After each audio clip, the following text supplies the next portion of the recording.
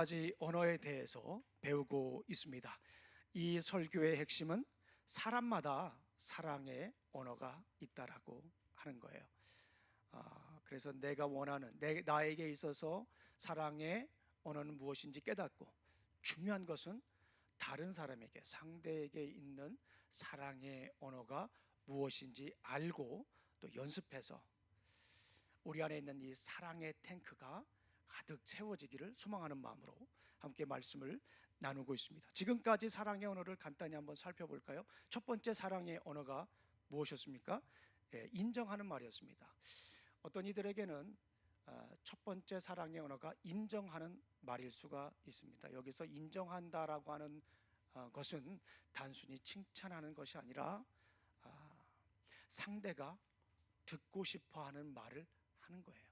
여기서 상대가 듣고 싶어하는 말이라고 하는 것은 아부가 아니라 상대를 관찰하는 거죠.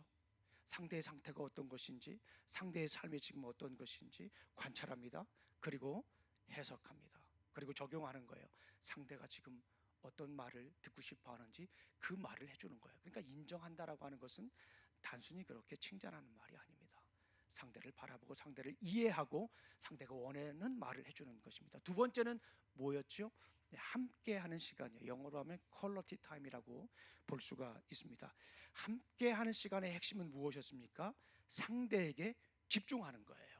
단순히 배우자나 자녀들, 또 사랑하는 사람들과 한 공간에 머무른다고 해서 함께하는 시간을 지내는 것이 아니라 그 시간이 의미 있는 시간이 되기 위해서 함께하는 상대에게 집중하는 거예요. 단순히 그냥 소파에 앉아서 함께 TV를 보는 것이 아니라 또 침대에 누워서 각자의 폰으로 각자의 시간을 보내는 것이 아니라 상대에게 집중하는 것이다라고 볼 수가 있습니다. 세 번째는 무엇이었습니까? 선물이었습니다. 사랑의 5가지 언어를 나누는데요, 이건 사람마다 다 다릅니다. 어떤 사람은 제1의 사랑의 언어가 선물이에요. 인정하는 말보다 어떤 사람에게는 선물을 받을 때 내가 사랑받고 있구나 라고 생각하는 분이 있을 수가 있습니다. 어떤 분은 또 그렇습니다. 선물을 받기보다는 그래, 인정하는 말을 들었을 때 이것이 내가 사랑받고 있구나 라고 생각할 수 있습니다. 사람마다 사랑의 언어는 다 다릅니다. 어떤 것이 첫 번째인지 우리 성도님들 댁에 가셔서 지금 나누고 계시죠? 네, 끄덕끄덕 하시는 분들이 거의 없는 것 같은데, 네, 나누셔야 돼요. 중요한 것은 설교로 끝나는 것이 아니라 댁에 가서 나의 첫 번째 사랑의 언어는 선물이야, 나의 두 번째 사랑의 언어는 인정하는 말이야, 이렇게 나누면서 실질적으로 우리가 사랑의 언어를 배워야 되는 것입니다. 자, 우리 성도님들, 이 사랑이 참 힘듭니다. 사랑이 어렵습니다. 그래서 우리가 사랑의 언어를 적극적으로 더 배워야 합니다. 사랑하는 이들의 사랑의 언어가 무엇인지 또 알아야 합니다. 그리고 그 사랑의 언어를 애써서 배우고 연습해야 될 줄로 믿습니다. 자, 오늘은 네 번째 사랑의 언어에 대해서 함께 나누겠습니다. 네 번째 사랑의 언어는 봉사입니다. 네 번째 언어, 사랑의 언어는 봉사인데, 이 봉사라고 하는 것이 어떤 것인지 우리 함께 잠깐 살펴보고 또 어떻게 우리가 봉사할 것인지에 대해서도 잠시 나누도록 하겠습니다. 여러분들 질문 드릴게요. 우리 성도님들, 봉사가 무엇입니까?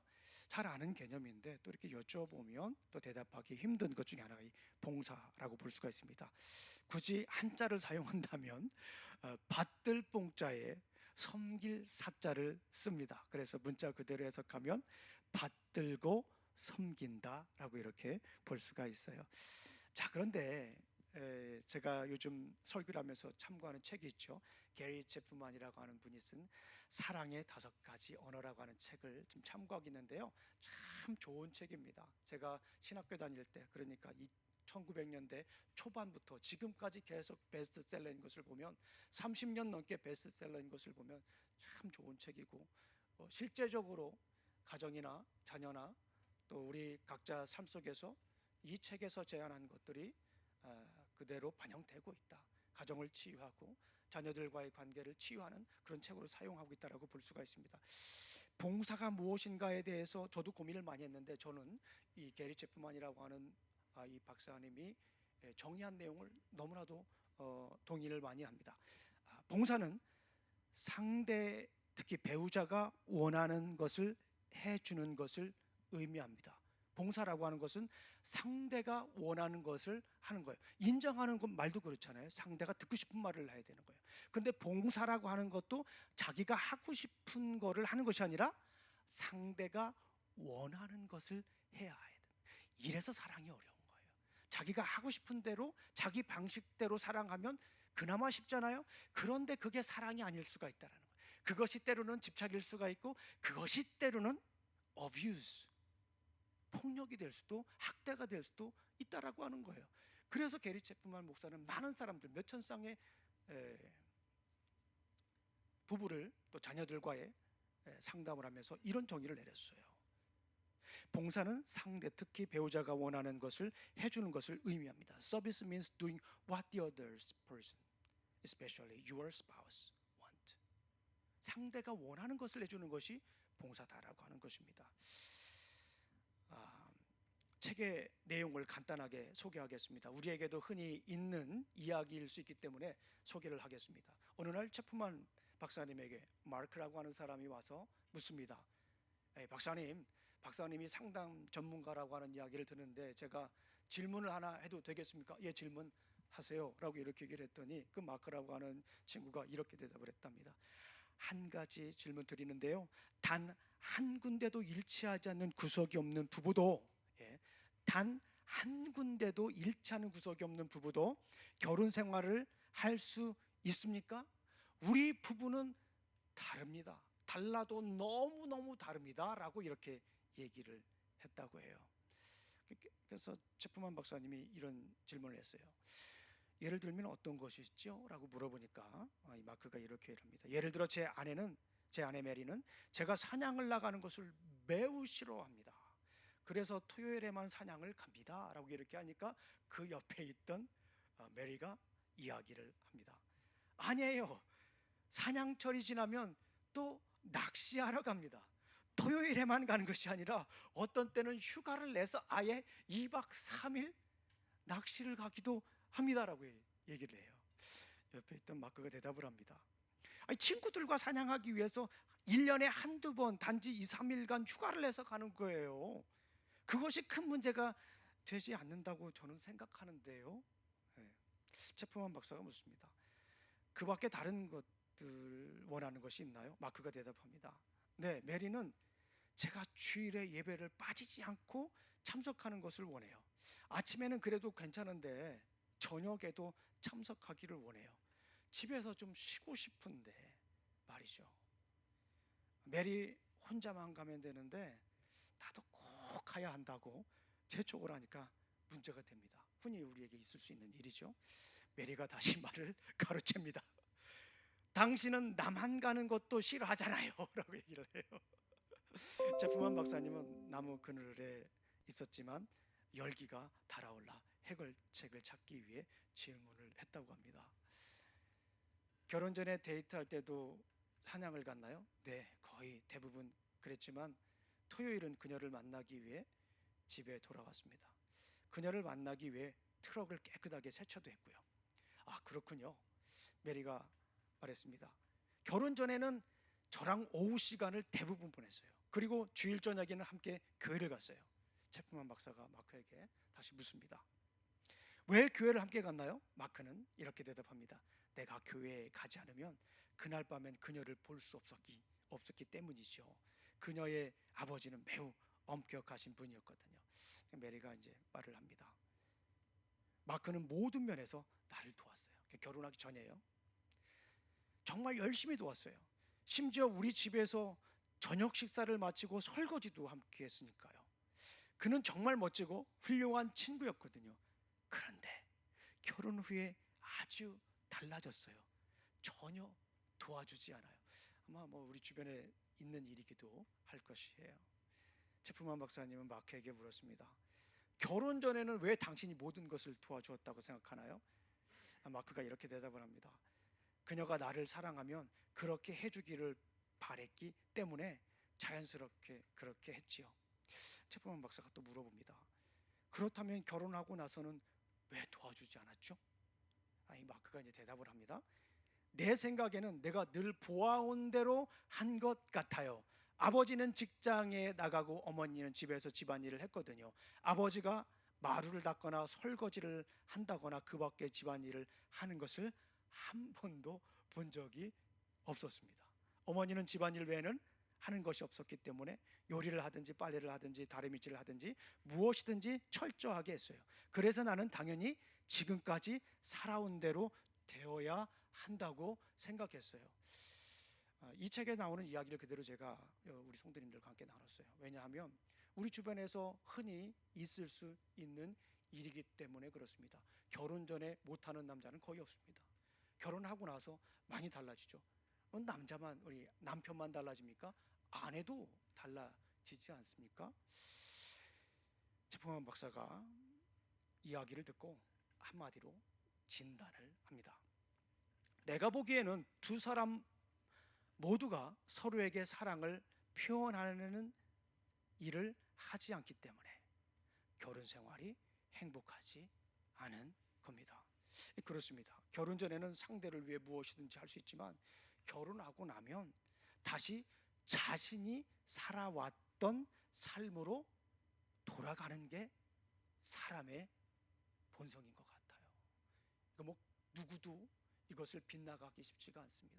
대부분의 많은 사람들이 그렇게 얘기를 하죠. 그리고 나서 변했어라고 하면서 이제 결국에는 많은 문제가 생기게 되는 것입니다.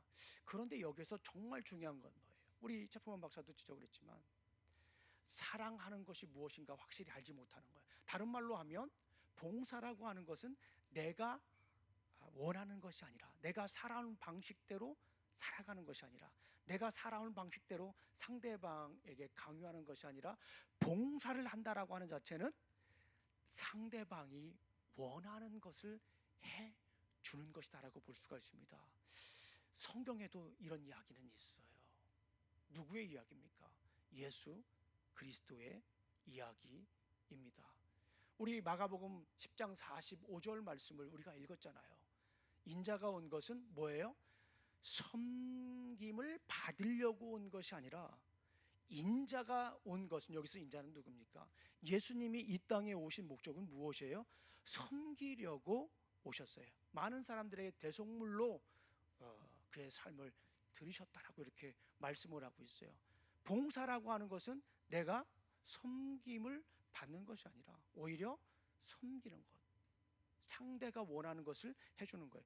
예수님을 한번 우리가 생각을 해보세요. 당시에 이 섬긴다라고 하는 것의 의미를 우리가 조금 살펴볼 필요가 있습니다. 그러면 예수님이 이 땅에 오셔서 어떻게 우리를 섬겼는가를 좀 더 이해할 수가 있습니다. 여기서 섬긴다라고 하는 말은 디아코네라고 하는 헬라어의 이 원어의 의미는 이렇습니다. 먼지를 무릅쓰고 바쁘게 움직이는 것을 이 디아코네라고 합니다. 당시 사회에서 이 단어는 주로 식탁 옆에 서서 시중을 드는 사람을 의미했다라고 볼 수가 있습니다. 실제적인 가사노동을 뜻하죠. 그리고 이렇게 섬기는 사람은 종의 신분이었다라고 볼 수가 있습니다. 섬김을 받는다라고 하는 것은 권력과 명예의 상징이었고, 또 섬기는 것은, 남을 섬기는 것은 수치스럽고 노예나 하는 천한 일이었다라고 볼 수가 있어요. 제자들이 역시 누가 더 높은 자리에 앉을 것인가를 두고 다투던 상황에서 예수님은 이렇게 말씀을 한 거예요. 예수님은 이 단어를 사용하여서 하나님의 나라의 가치관을 완전히 뒤집으신 것입니다. 세상의 권력자들은 위에서 아래로 군림하지만 인자는 도저히 도리어 가장 낮은 종의 위치로 내려가서 타인을 대접하는 존재로 오셨음을 선언한 것입니다. 이 본문에서 궁극적으로 의미하는 것이 뭐죠? 그 섬김의 종착지가 무엇입니까? 목숨을 주는 희생적인 대속이다라고 볼 수가 있어요. 신이신 예수님이 이 땅에 내려오신 거예요. 누구를 위해서요? 우리 사람들을 위해서. 죄인인 인간들에게 가장 필요한 것이 무엇일까요? 편안하게 사는 것일까요? 편리하게 사는 것일까요? 잘 사는 것일까요? 남부럽지 않게 사는 것일까요? 명예를 가지고 사는 것일까요? 다른 사람들이 머리 조아리는 그런 삶을 사는 것일까요? 죄인인 인간에게 있어서 가장 필요한 것이 뭘까요? 죄로부터 해방되는 거예요. 하나님의 진노로부터 해방되는 거예요. 율법으로부터 해방되는 거예요. 사망으로부터 해방되는 것입니다. 그것이 가장 필요한 거예요. 죄인들에게 가장 필요한 것이 구원이었어요. 그래서 예수님은 이 땅에 오셔서 우리를 섬겨주셨어요. 섬김을 받으려고 오신 것이 아니라 섬겨주셨어요. 그 섬김의 결과가 무엇입니까? 많은 사람들의 대속물로 이 땅에 오신 거예요. 십자가에 못 박혀 돌아가셔서 죄를 구원해 주셨어요. 예수님이 친히 대속물로 이 땅에 오셨다라고 하는 거예요. 이것이 바로 섬김의 도입니다. 예수 그리스도께서 이 땅에 오신 것, 죄인인 인간을 구원해 주시기 위해서 이 땅에 오신 것입니다. 죄가 뭐예요? 하나님과 멀어진 거잖아요. 그 멀어진 하나님과의 관계를 다시 회복시키는 것이 죄인들에게 있어서 가장 중요한 행복이었어요. 죄를 지어서 우리가 어떻게 됐습니까? 하나님의 형상이 일그러졌잖아요. 그 하나님의 형상을 다시 회복시키는 것, 멀어졌던 하나님과 다시 그 관계를 회복하는 것, 이것이 우리에게 가장 필요한 것이지 않습니까? 그래서 로마서 5장 1절에서 Peace with God, 하나님과 먼저 화평하라, 하나님과 먼저 화목하라라고 말씀하셨어요. 그런 다음에 너희가 환난날을 즐거워하나니 환난은 인내를, 인내는 연단을, 연단을 소망을 이루는 줄 알미라. 소망을 가지고 살아가면 뭐합니까? 명예를 가지고 살아가면 뭐합니까? 기술 발달하여서 편리함을 누리면 무엇하겠습니까? 하나님과 화평하지 않으면 그 모든 가치가 무의미하다라고 하는 거예요. 그래서 예수님은 이 땅에 오신 거예요. 섬기기 위해서, 죄인들을 섬기기 위해서, 죄인들이 죄사함 받고 구원받기 위해서 이 땅에 오신 것이다 라고 볼 수가 있습니다. 그렇습니다. 예수님처럼 봉사한다는 것은 내가 하고 싶은 것이라기보다는 상대가 원하는 것을 해야 하는 것이죠. 다시 이 체프만 박사 이야기로 돌아갑니다. 이 체프만 박사가 마크에게 말합니다. 당신이 퇴근 후에 집에 왔을 때 메리의 사랑을 느낄 수 있는 일들이 무엇인지 서너 가지 한번 써보라고 얘기를 해요. 그리고 메리에게도 얘기합니다. 당신도 마크가 어떻게 할 때 사랑을 느낄 수 있는지 서너 가지 적어보라고 얘기를 합니다. 잠시 뒤에 이제 그것을 서로 나눕니다. 마크의 목록입니다. 첫 번째, 매일 침대를 정리할 것. 그러니까 아내가 침대 정리를 안 하는 것 같아요. 침대 정리는 같이 해야 되는 거 아니겠습니까? 집에 들어섰을 때 아이들이 깨끗하게 씻겨져 있을 것. 퇴근하기 전에 신을 신발장에 넣어둘 것. 퇴근 후 3, 40분 안에 저녁을 먹을 수 있도록 준비할 것. 이거 제 목록이 아닙니다. 마크의 목록입니다. 네. 그리고 메리의 목록을 또 소개합니다. 함께 나눴죠. 내게 기대하지 말고 일주일에 한 번씩 스스로 세차할 것. 네. 퇴근하여 아기의 기저귀를 갈아줄 것. 결혼한 지 얼마 안 됐군요. 아이 기저귀를 갈아줄 것. 그리고 특히 내가 저녁 준비할 때 갈아줄 것. 세 번째, 일주일에 한 번씩 청소할 것. 그리고 네 번째, 여름철에는 한 번씩 잔디를 깎아 잔디가 너무 길어 내가 속이 상하지 않도록 할 것. 제 얘기가 아니라 여기 책에 나오는 이야기입니다. 참 다행인 것은 서로 할만하다고 이렇게 얘기를 했어요. 그리고 한 달에 하나 정도 추가하길 이렇게 추천했다고 합니다. 서로 사랑의 언어를 터득하고 요구를 들어주자. 어떤 일이 일어났을까요? 메리는 마크가 사냥하는 것을 허락을 했다고 합니다. 우리 사랑하는 성도님들의 사랑의 언어는 무엇입니까? 아까도 잠시 말씀을 드렸지만 어떤 분은 인정하는 말일 수도 있고, 어떤 분은 함께하는 시간일 수도 있고, 어떤 분은 선물일 수도 있고, 마크와 메리처럼 이렇게 봉사하는 것일 수도 있다라고 하는 것입니다. 이 사랑의 언어를 나누는 것이 중요해요. 지금 가까이 있는 분들하고 한번 나눠보세요. 부부끼리도 한번 나눠보세요. 댁에 가서 나누셔야 돼요. 아주 진지하게 나누셔야 됩니다. 상대가 원하는 것을 해줘야 되지 않겠어요? 그게 사랑의 언어입니다. 외국어를 배우듯이 사랑의 언어도 배워야 돼요. 어떤 분들은 자녀하고도 나눌 수 있고, 어떤 분들은 부부하고도 나눠야 되고, 어떤 분들은 시어머니하고 며느리도 함께 나눌 수가 있습니다. 사랑의 언어를 배워야 돼요. 그래야 사랑의 탱크가 하나하나 쌓이게 되는 것입니다. 게리 체프만 박사님이 이런 제안들을 했어요. 이 봉사를 하기 위해서 어떻게 하면 좋을까? 지난 몇 주 동안 배우자가 요청한 일의 목록을 만든다. 서로 이야기하고서 배우자랑 이렇게 사랑의 언어를 공유할 때 이 목록을 만들려고 하는 거예요. 내가 이런 일을 할 때 내가 사랑받는다라고 생각을 합니다. 그 목록을 만드는 것이 매우 중요하다라고 얘기를 합니다. 그 중에서 한 가지를 선택하여 사랑의 표현으로 사용한다. 두 번째, 배우자에게 앞으로 한 달 동안 해주기를 원하는 일의 목록을 만들어 달라고 한다. 목록을 만드는 것이 굉장히 중요합니다. 저도 이렇게 집사람하고 해보니까 이렇게 대화하는 동안에 그동안에 알지 못했던 서로의 원하는 것이 무엇인지 사랑의 언어를 그렇게 배우는 시간이 있었습니다. 그리고 그것의 우선순위를 1번부터 10번까지 매겨달라고 한다. 그것을 이용해 한 달 동안 사랑을 실천할 계획을 세운다. 배우자가 잔소리처럼 늘 요구하는 봉사 행위는 어떤 것인지 한번 생각해 봐요. 배우자가 늘 얘기하는 것이 있을 겁니다. 양말을 좀 제대로 좀 바구니에 넣어달라. 아니면 옷을 좀 벗어서 제자리에 좀 걸어놔라. 뭐 아주 비근한 예로 치약은 끝에부터 짜라. 뭐 이런 것들이 있지 않습니까? 이런 것들이라도 서로 아주 사소한 것이라도 이 목록을 나누어서 하나하나 실천하는 것. 실천하는 것도 어렵지 않은 것들이 많습니다. 그런데 아주 사소한 것이지만 그런 사소한 하나하나가 상대방은 사랑받는다라고 느끼는 것이 매우 중요한 것이죠. 당신의 요구가 배우자에게 잔소리나 비판하는 것으로 들리는 것 같으면 귀에 거슬리지 않도록 글을 써서 보여주는 시도를 한다. 표현을 잘 다듬어 보여주도록 한다. 예를 들어 정원이 너무 멋져요. 수고해 주어 정말 고마워요. 한번 해볼까요?